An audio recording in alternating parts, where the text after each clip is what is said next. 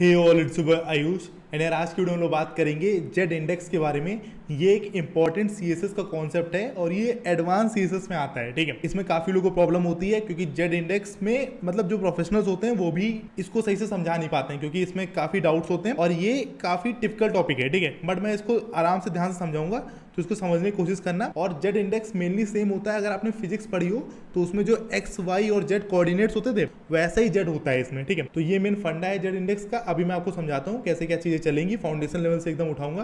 तो यार वीडियो को शुरू करते हैं। उससे पहले एक ही मोड़ चीज, यार इस पर्टिकुलर चैनल पे काफी प्लेलिस्ट है वेब डेवलपमेंट, फ्लटर और गूगल क्लाउड की, तो आप उनको चेकआउट कर सकते हैं। ठीक है, और सबसे ज्यादा कंटेंट अभी तक यार वेब डेवलपमेंट वाली प्लेलिस्ट में आया है, ये भी वीडियो उसी वाली प्लेलिस्ट की है। ठीक है, और उसमें अभी तक मैंने HTML, CSS, वेब डिजाइन, अब मैं आपको बूटस्ट्रैप पढ़ा रहा हूँ। ये बूटस्ट्रैप के लास्ट वीडियोज हैं। ठीक है, अभी आगे 3-4 वीडियोज और आएंगे बूटस्ट्रैप में, उसके बाद बूटस्ट्रैप का सेक्शन खत्म हो जाएगा, फिर हम लोग जावास्क्रिप्ट की तरफ मूव ऑन करेंगे। ठीक है, तो ये मेरा फंडा था, तो प्लीज चेकआउट करना वो प्लेलिस्ट को। चैनल पर ना होना तो प्लीज चैनल को सब्सक्राइब करना, इस वीडियो को लाइक करना। तो चलो यार वीडियो को शुरू करते हैं। स्टार्टिंग में मैं आपको शॉर्ट इंट्रोडक्शन देता हूँ अपने बारे में। ठीक है, so who am I am a Newton School educator for you. Field of work, so यार फील्ड ऑफ वर्क मेनली मेरी कोडिंग और डेवलपमेंट फील्ड्स हैं, और जो डेवलपमेंट फील्ड्स हैं वो वही हैं जो इस पर्टिकुलर चैनल पे मैंने प्लेलिस्ट बना के रखी है, जैसे कि वेब डेवलपमेंट, फ्लटर और क्लाउड। ठीक है, क्लाउड में मेनली GCP, और स्टार्टिंग मैंने AWS के साथ करी थी। ठीक है, एंड देन वेब डेवलपमेंट में complete full stack web development, front end and back and के साथ। अभी मैं आपको इस पर्टिकुलर चैनल पे फ्रंट एंड पढ़ा रहा हूँ। अगर आप पहली वीडियोस मेरी चेकआउट कर रहे हो तो इससे पहले की वीडियोस आप देख सकते हैं। मैंने बहुत अच्छे से आपको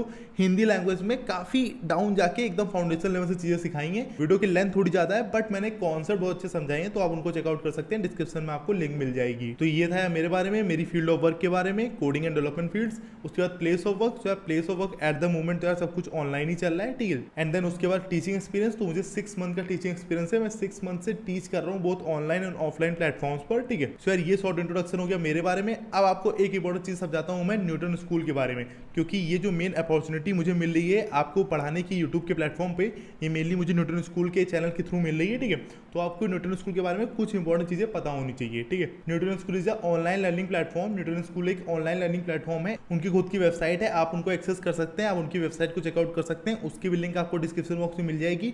और बाकी इनके जो फुल स्टैक वेब डेवलपमेंट के कोर्सेज हैं ये काफी डिमांड में चलते हैं, और ये कोर्सेज करके आप अपनी ड्रीम जॉब पा सकते हैं। ठीक है, ड्रीम जॉब कैसे, मेन जो फंडा होता है वो ये होता है कि आप न्यूटन स्कूल की मदद से फुल स्टैक वेब डेवलपमेंट बहुत अच्छे से सीख सकते हैं। आपको स्टार्टिंग में कोई पैसा नहीं देना है, और जब आपकी 5 लाख से ज्यादा की जॉब लगती है तब आपको पैसे देने होंगे न्यूटन स्कूल को। ठीक है, तो ये स्टार्टिंग का फंडा है, इसमें आपको कोई भी पेमेंट नहीं करनी है, आपको बस सीखना है। जब आपकी नौकरी लग जाए उसके बाद आपको पैसे देने हैं, और ये काफी सक्सेसफुल स्टूडेंट्स भी हैं, तो आप उनके टेस्टिमोनियल्स भी पढ़ सकते हैं इनकी वेबसाइट से। ठीक है, तो ये मेन फंडा था यार न्यूटन स्कूल का। तो अगर बेनिफिट्स की बात करें तो बेनिफिट्स वही है, नो फीस, आपको कोई फीस नहीं देनी है स्टार्टिंग में। ठीक है, सेकेंडली कुछ और बेनिफिट्स हैं जो आपको कोर्सेज में प्रोवाइड होंगे, जैसे कि live classes, industry projects, mock interviews और पर्सनल मेंटरिंग जैसे बेनिफिट्स भी आपको मिलेंगे। आपको पर्सनल मेंटरिंग भी मिलेगी। ठीक है, तो आप अगर चेकआउट करना चाहें इस पर्टिकुलर प्रोग्राम को फुल स्टैक वेब डेवलपमेंट की न्यूटन स्कूल के, तो उसकी लिंक आपको डिस्क्रिप्शन बॉक्स में मिल जाएगी, आप उसको चेकआउट कर सकते हैं। और यार मैंने क्यों जेड इंडेक्स को अभी तक रखा है, क्योंकि यार ये एडवांस टॉपिक है, और स्टार्टिंग में अगर मैं आपको CSS में समझाता तो ये चीज समझ में ना आती।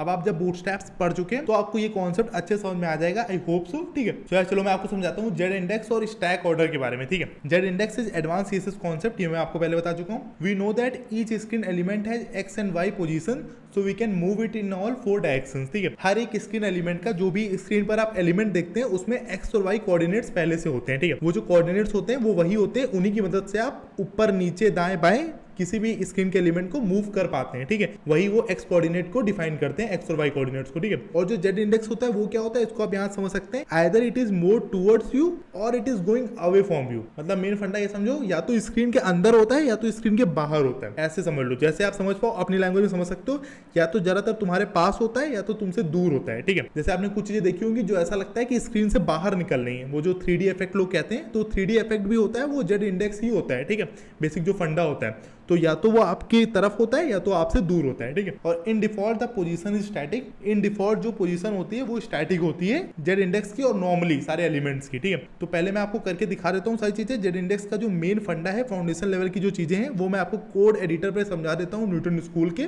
उसके बाद नेस्टिंग, स्टैक ऑर्डर और बाकी सारी चीजों को समझते हैं। तो चलो अपने एडिटर पर चलते हैं। सो यार हम लोग न्यूटन स्कूल की वेबसाइट पर आ गए। अगर आपका इस पे अकाउंट बनाओ तो आप लॉग इन कर सकते हैं, अगर अकाउंट ना बनाओ तो आप साइन अप कर सकते हैं। ठीक है, इसी के एडिटर ऊपर हम लोग काम करते हैं। तो हम लोग प्लेग्राउंड पर जाएंगे, ठीक है, अपना एक नया एडिटर क्रिएट करने के लिए, और फिर क्रिएट पर क्लिक करेंगे। टाइटल आप कुछ भी दे सकते हैं, ये बेसिकली आपकी याद के लिए होता है, ठीक है, जिससे आपको ये याद रहे आपने किसमें क्या किया था, ठीक है। सो ऐसे हम लोग न्यूटन स्कूल के एडिटर को क्रिएट कर सकते हैं। अब हम लोग चलते हैं अपने एडिटर पे और बाकी कोड करते हैं, ठीक है। सो यार हम लोग अपने एडिटर पर आ गए हैं, ठीक है। अब इसमें स्टार्टिंग में मैंने सिर्फ H1 लिखा है, ठीक है। तो अब मैं आपको स्टार्टिंग का कोड समझाता हूँ, कैसे चीजें चलेंगी, जेड इंडेक्स कैसे आपको समझाऊंगा। तो उसके लिए मैं पहले डिव का इस्तेमाल करता हूँ, और ये पहले वाले डिव में क्लास को डिफाइन करूंगा, उसका नाम लिख देता हूँ रेड, और फिर ऐसे ही ये डिव को कॉपी करता हूँ, 2 डिव और बनाता हूँ, ठीक है, और इसके नेम चेंज कर देता हूँ। इसका कर देता हूँ येलो और इसका कर देता हूँ ब्लू। और इसमें आप कंटेंट कुछ भी लिख सकते हैं, जैसे मैं इसमें रेड लिख देता हूँ, इसमें येलो लिख देता हूँ और इसमें ब्लू लिख देता हूँ, ठीक है। अब इसको सेव करेंगे। ये बेसिक स्टार्टिंग चीज हो गई, 3 डिव हम लोगों ने बना लिए जिनके नेम हो गए रेड,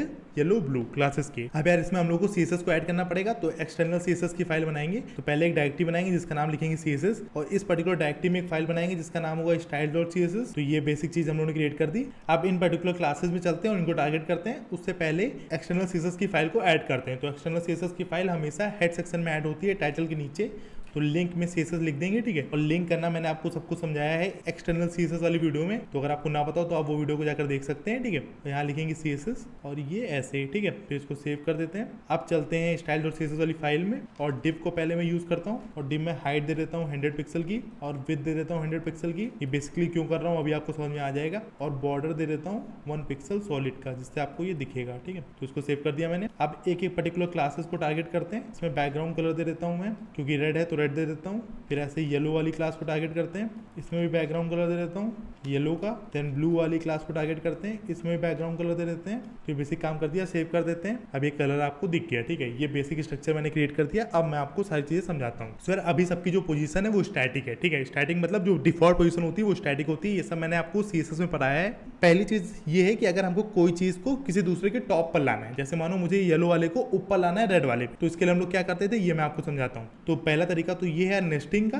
तो उसके लिए नेस्टिंग कैसे करना है कि येलो वाले को मैं ऐसे कट करूंगा और यहाँ पर रेड वाले के नीचे ऐसे पेस्ट कर दूंगा, मतलब रेड वाले के अंदर नेस्टिंग कर दूंगा इसकी, फिर इसको सेव करूंगा।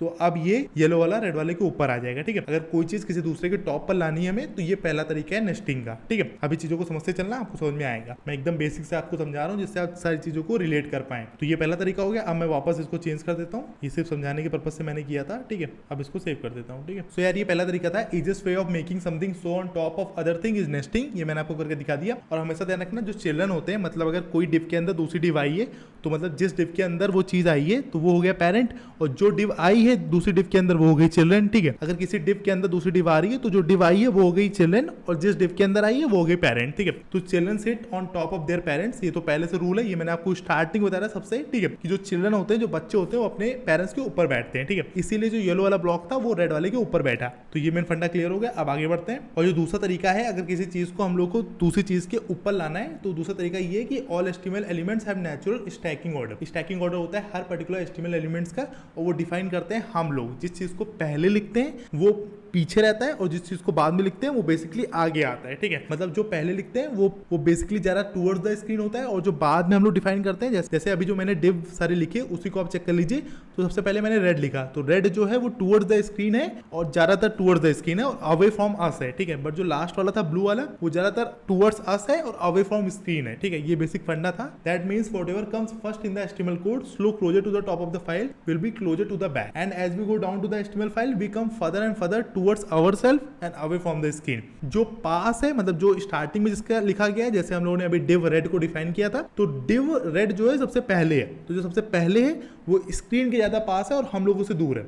और जो लास्ट में हम लोग डिफाइन किया है डिव ब्लू वाला, तो ब्लू वाला हम लोग से ज्यादा पास है और स्क्रीन से थोड़ा दूर है। और ये बेसिकली डिपेंड करता है हम लोग के हाथ में होता है, हम लोग जिसको पहले डिफाइन करना चाहें, जिसको बाद में डिफाइन करना चाहें, ठीक है। ये बेसिक फंडा है। और ये दूसरा तरीका है किसी चीज को किसी दूसरी चीज के ऊपर टॉप पर लाने का, ठीक है। पहला तरीका था नेस्टिंग करके, दूसरा है नेचुरल स्टैकिंग ऑर्डर के साथ आप खेल सकते हैं, क्योंकि ये चीज भी हम लोग के हाथ में होती है। अब क्या है कि मैं डिव में पोजीशन ऐड करता हूँ एब्सोल्यूट, ठीक है। क्यों कर रहा हूँ ये भी आपको समझ में आ जाएगा, ठीक है। और फिर इसको सेव करते हैं। तो जैसे मैंने डिव में पोजीशन ऐड करी एब्सोल्यूट, तो ब्लू वाला सबसे ऊपर आ गया, और उसके अंदर है येलो और उसके अंदर है रेड, ठीक है। ये नहीं है कि वो गायब हो गए, वो दोनों गायब नहीं हुए, ब्लू वाला उसके ऊपर आ गया है। क्यों? क्योंकि ये बेसिक फंडा है एब्सोल्यूट का कि अगर आपने किसी की भी पोजीशन को एब्सोल्यूट कर दिया तो एब्सोल्यूट उस पर्टिकुलर एलिमेंट को एस्टिमल फ्लो से बाहर निकाल लेता है। ठीक है, एस्टिमल फ्लो से बाहर निकाल लेता है। तो इसने क्या किया कि अगर आपने डिव में एब्सोल्यूट लिखा तो वो दोनों जो डिव थे रेड और येलो वाले, वो एस्टिमल फ्लो से बाहर आ गए, वो इसके नीचे आ गया और ब्लू वाला इन सबके ऊपर आ गया। तो ये तीसरा तरीका है अगर आपको किसी डिव को, किसी एलिमेंट को किसी दूसरे एलिमेंट के ऊपर लाना है तो। ठीक है, और अगर आपको दिखना रहा हो तो मैं आपको प्रूव भी कर देता हूँ कि ये दोनों चीजें नीचे हैं। ठीक है, येलो और रेड वाला डिव। तो प्रूव करने के लिए क्या करूंगा मैं, पहले मैं रेड वाले पे जाता हूँ। ठीक है, तो इसमें मैं लेफ्ट लिखूंगा और लेफ्ट में दे देता हूँ 20 पिक्सल और फिर टॉप लिखता हूँ, टॉप में दे देता हूँ 20 पिक्सल। ठीक है, इसको सेव करते हैं और अब मैं येलो वाले में जाऊंगा, येलो में लिखता हूँ लेफ्ट 40 पिक्सल और टॉप 40 पिक्सल। ठीक है, और फिर इसको सेव करते हैं। तो ये बेसिक फंडा था, मैंने ये चीज करके आपको दिखा दिया कि वो दोनों चीजें नीचे हैं, वो दोनों डिव नीचे हैं। ठीक है, अब मैं ये H1 को हटा देता हूँ क्योंकि H1 के चक्कर में थोड़ी प्रॉब्लम हो रही है, तो मैं ये H1 को ऐसे रिमूव कर देता हूँ। ठीक है, और फिर इसको सेव कर देते हैं। तो ये बेसिक फ्लो में दिख गया आपको। ठीक है, तो इससे ये कंफर्म हो गया वो दोनों नीचे हैं। और अगर आपको एब्सोल्यूट का लॉजिक ना पता हो तो आप CSS पोजिशनिंग वाली वीडियोस को जाके चेकआउट कर सकते हैं। So absolute basically takes out the element out of the HTML flow. जो चीज मैंने आपको सिखाई, एस्टिमल फ्लो से बाहर निकाल लेता है उस पर्टिकुलर एलिमेंट को जिसमें भी आप पोजीशन एब्सोल्यूट देंगे। ठीक है, यार one more way of changing stacking order. ठीक है, ये जितने तरीके थे सारे HTML के तरीके थे, मैंने आपको 3 तरीके बताए, ये सारे HTML के तरीके थे। अब मैं आपको बताता हूँ CSS से कैसे आप ये ऑर्डर को चेंज कर सकते हैं। ठीक है, किसी भी एलिमेंट को दूसरे एलिमेंट के ऊपर ला सकते हैं या पीछे भेज सकते हैं, बेसिकली 3D इफेक्ट वाली चीजें कर सकते हैं, जेड इंडेक्स का इस्तेमाल कर सकते हैं और वो काम होता है जेड इंडेक्स से CSS में। तो ये मैं आपको करके दिखाता हूँ। Now see other ways of changing stacking order through CSS। तो चलो मैं आपको जेड इंडेक्स करके दिखाता हूँ एडिटर पे कैसे इसका यूज करते हैं और बेसिक इसका फंडा क्या होता है जो आपको याद होना चाहिए इसको इस्तेमाल करते टाइम। सो हम लोग यहाँ पर आ गए हैं। ठीक है, तो अब मैं ये लेफ्ट टॉप ये सब रिमूव कर देता हूँ या तो लिखा रहने देता हूँ, कोई प्रॉब्लम नहीं है। ठीक है, तो अब यहाँ पे आते हैं रेड वाले में और रेड वाले में मैं आपको देता हूँ जेड इंडेक्स। ठीक है, तो जेड इंडेक्स देते हैं 1 का, नीचे आते हैं येलो वाले में फिर से मैं जेड इंडेक्स लिखता हूँ और इसमें देता हूँ 0 का, और फिर नीचे आते हैं इसमें मैं जेड इंडेक्स लिखता हूँ और इसमें देता हूँ -1 का। सेव करता हूँ, आपको इफेक्ट अपने आप दिख जाएगा। रेड वाला सबसे पीछे था लेकिन सबसे ऊपर आ गया, येलो वाला वही रहा, ब्लू वाला सबसे पीछे चला गया। अब मेन फंडा वही है, आई होप आपको समझ में आ गया होगा। जेड इंडेक्स का जो डिफॉल्ट वैल्यू होती है वो होती है 0, तो 0 मैंने येलो वाले में लिखा तो येलो वहीं पे रहा। -1 मतलब स्क्रीन के अंदर और अवे फ्रॉम यूजर, मतलब हमसे दूर चला गया और स्क्रीन के टूवर्ड्स चला गया, स्क्रीन के अंदर चला गया। ठीक, और रेड वाले में क्या था 1 लिखा मैंने, तो 1 मतलब टूवर्ड्स अस, यूजर के पास आ गया और स्क्रीन से थोड़ा दूर चला गया। तो ये मेन फंडा होता है। 1 मतलब मेरी तरफ आ रहा है, -1 मतलब मुझसे दूर जा रहा है। ठीक है, ये मेन फंडा है, डिफॉल्ट होता है 0। सो ये यार पहला फीचर हो गया जेड इंडेक्स का। एक और इंपॉर्टेंट चीज है कि अगर मानो कि आप -1 दे दो तीनों को, ठीक है, मतलब तीनों को कोई एक सेम प्रॉपर्टी दे दो। ठीक है, तीनों को सेम प्रॉपर्टी देके सेव कर दिया मैंने, तीनों में जेड इंडेक्स -1 है। ठीक है, तो अब जो पहले था वैसे ही होगा, मतलब अगर आपने जेड इंडेक्स में तीनों को सेम ही चीज दे दी तो कोई इफेक्ट नहीं होता है, जो बेसिक पहले से था वही अभी भी रहेगा। ठीक है, ये एक इंपॉर्टेंट चीज होती है, ये एक बहुत कंफ्यूजिंग चीज होती है क्योंकि अभी तो 3 चीजें आपको अच्छे समझ में आ रही होंगी कि नॉर्मल सी बात है, अगर मतलब तीनों डिप को वही चीज दे दोगे तो इफेक्ट तो कुछ हो नहीं पाएगा। ठीक है, पर जब ये चीजें काफी ज्यादा हो जाती है तो ये काफी कॉम्प्लेक्स हो जाता है। ठीक है, इसीलिए जेड इंडेक्स काफी लोगों को समझ में नहीं आता, तो इन चीजों को ध्यान से समझना, कॉन्सेप्ट क्लियर होंगे तो आगे भी इंप्लीमेंट कर पाओगे। अब ये जो मेन फीचर है Z index only works if your elements are position, ये समझ लेते हैं। ठीक है, ये इंपॉर्टेंट चीज है। तो सिर्फ पोजीशन के साथ काम करती है, वो कैसे ये मैं आपको बताता हूँ। जैसे मानो यहाँ से मैंने एब्सोल्यूट पोजीशन हटा दिया मेन डिव वाले से, ठीक है, और यहाँ से जो पहले था वो कर देते हैं, यहाँ पे 1 लिखा था, यहाँ पे था अपना 0 और वो था -1, इसको सेव करते हैं। अब कोई भी इफेक्ट आपको नहीं दिखेगा, सिंपल ब्लॉक जो बने थे वही बन के आ गए। तो एक इंपॉर्टेंट चीज है जो हमेशा ध्यान रखना, जेड इंडेक्स हमेशा पोजीशनिंग के साथ ही काम करता है। अगर आपने पोजीशन यूज करी है तभी वो काम करेगा, ऐसे बेसिकली नहीं काम करता। और इसका मैं आपको एग्जांपल भी दे देता हूँ कि ऐसे मानो ये जेड इंडेक्स इसमें 1 है, ठीक है, और इसमें मैं पोजीशन दे देता हूँ रिलेटिव का, ठीक है, कोई प्रॉब्लम नहीं है, और इसमें जेड इंडेक्स में कर देता हूँ 10 और इसमें मैं नहीं दे रहा हूँ कोई भी पोजीशन। ठीक है, अब इसको सेव करते हैं तो रेड वाला तब भी ऊपर है येलो वाले से, ये मेन फंडा है। मतलब ये चीज मैंने जस्टिफाई कर दी कि पोजीशन देना कितना इंपॉर्टेंट है। ठीक है, और एक चीज और मैं यही जस्टिफाई कर देता हूँ कि एब्सोल्यूट आपने देख लिया, एब्सोल्यूट का इस्तेमाल किया, रिलेटिव का इस्तेमाल किया, दोनों में काम कर रहा है। ठीक है, अब अगर मैं यहीं पर स्टैटिक का इस्तेमाल करूंगा, ठीक है, फिर सेव करते हैं तो ये काम नहीं करेगा। ठीक है, बस एक चीज हमेशा ध्यान रखना कि पोजीशन स्टैटिक होती है डिफॉल्ट, मतलब जैसे नॉर्मल है वैसे ही स्टैटिक। अगर आप कीवर्ड का यूज करेंगे पोजीशन में तो वही चीज है, मतलब नॉर्मल लिख दो या स्टैटिक लिख दो, बात एक ही है। ठीक, तो बस ये स्टैटिक के साथ काम नहीं करता, बाकी रिलेटिव के साथ भी करेगा, एब्सोल्यूट के साथ भी करेगा और फिक्स्ड के साथ भी करेगा। तो ये सेव कर लेते हैं, तो ये फिक्स के साथ भी काम कर रहा है। ठीक है, तो ये मेन फंडा था आपको बताने वाला, और ये 2-3 इंपॉर्टेंट पॉइंट्स है जो आपको ध्यान रखने होंगे, ठीक है। कौन कौन से? पहला पॉइंट ये कि जेड इंडेक्स में 0 होता है डिफॉल्ट, 1 मतलब टूवर्ड्स मी, -1 मतलब away from me towards screen, ठीक है। ये मेन फंडा हो गया। दूसरा इंपॉर्टेंट पॉइंट ये कि सिर्फ पोजीशन के साथ ही काम करते हैं। कौन कौन सी पोजीशन? सारी पोजीशन चल जाएंगी, रिलेटिव, एब्सोल्यूट, फिक्स्ड, सिर्फ स्टैटिक नहीं चलेगी क्योंकि स्टैटिक डिफॉल्ट होती है। और तीसरा पॉइंट ये, अगर सबकी जेड इंडेक्स सेम है तो कोई काम नहीं करेगा, जैसे बेसिक होता है वैसे ही रहेगा। ये इंपॉर्टेंट कुछ ये थी जेड इंडेक्स के रिगार्डिंग जो आपको पता होनी ही चाहिए, इसमें काफी लोगों को कंफ्यूजन होती है। तो इसके बाद भी कोई डाउट हो तो मुझसे कमेंट करके पूछ लेना। आई होप आपको जेड इंडेक्स अच्छे से समझ में आया होगा। सो यार इस वीडियो को रैप करते हैं, और अगर इस चैनल पर नया होना तो चैनल को सब्सक्राइब करना, इस वीडियो को लाइक करना। जाते आते एक इंपॉर्टेंट चीज कि न्यूटन स्कूल की वेबसाइट से लॉन्चपैड इनिशिएटिव को चेकआउट करना मत भूलना, उससे आप अपनी कोडिंग स्किल्स को इनहेंस कर सकते हैं। आपको सर्टिफिकेट मिलता है, कंप्लीटली फ्री ऑफ कॉस्ट होता है, तो आप उसको चेकआउट करना मत भूलिएगा, ठीक है। और यार अगर इस चैनल पर नया होना तो चैनल को सब्सक्राइब करना, इस वीडियो को लाइक करना। मिलते हैं ऐसी नेक्स्ट वीडियो में, तब तक के लिए चलते हैं।